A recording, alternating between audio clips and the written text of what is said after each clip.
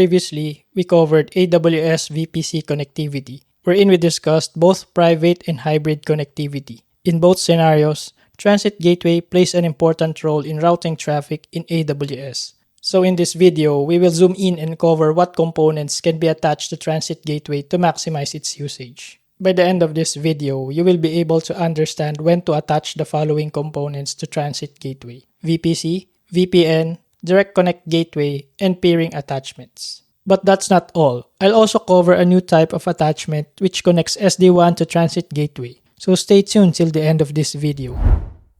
Transit Gateway attachments are how you plug in resources to Transit Gateway, and the most common is VPC attachment. To connect VPCs to a Transit Gateway, first you select specific subnets per availability zone. Then Transit Gateway creates network interfaces in those subnets. Traffic flows through these interfaces. One sample use case is if you have production, development, and shared services VPCs. Instead of messy VPC peering, attach them all to Transit Gateway for centralized connectivity.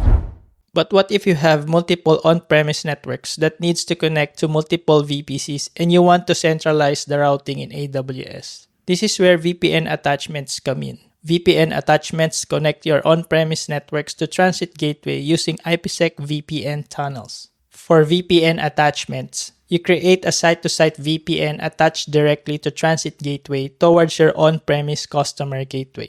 Two tunnels will be provisioned for redundancy. Once VPN is established, all attached VPCs can now reach your on-premises network. BGP is used for automatic failover, and ECMP can be used for higher bandwidth. You can use this if your headquarters needs access to multiple VPCs. One VPN attachment to Transit Gateway serves them all. No need for separate VPN connections. VPN connectivity via internet is not always reliable. So if you want to connect your direct connects to Transit Gateway, you will need a direct connect gateway, and you can attach them using Direct Connect Gateway attachment. This will provide private connectivity from all VPCs to your on-premises network. It has a lower latency and higher bandwidth compared to VPN. It can be used if you have a hybrid cloud with heavy data transfer needs, and one Direct Connect circuit serves all your VPCs through Transit Gateway.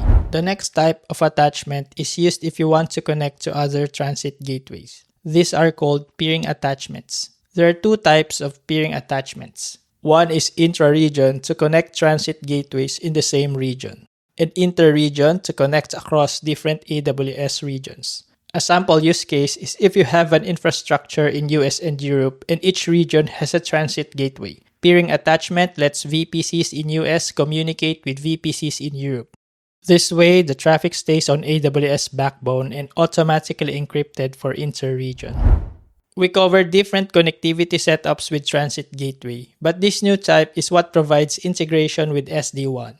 It's called Connect Attachments. Connect Attachments enables SD-WAN integration using GRE tunnels and BGP. You need to have an existing VPC attachment or Direct Connect Gateway attachment to link your Connect attachments.